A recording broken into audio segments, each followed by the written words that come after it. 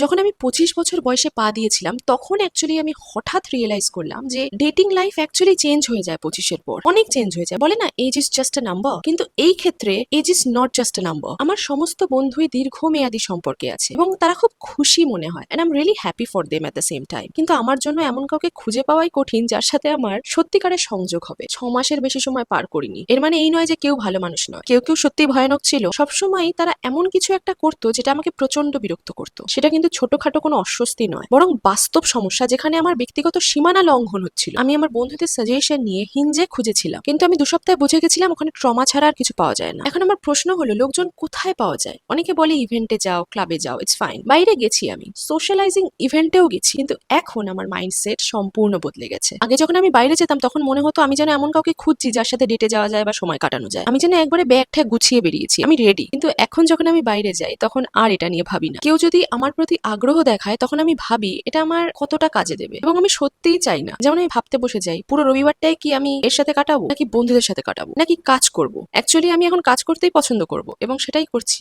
In fact আজকেই রবিবার। কারণ আমি তোমাকে চিনি না আর তুমি আমাকে দেখাওনি যে এটা আমার সময়ের যোগ্য। এটাই সেই সমস্যা that you face after you cross 25। বয়স unfortunately does matter in this case, কারণ আফটার 25 আমরা আমাদের সময়ের ব্যাপারে খুব হিসেবি হয়ে যাই।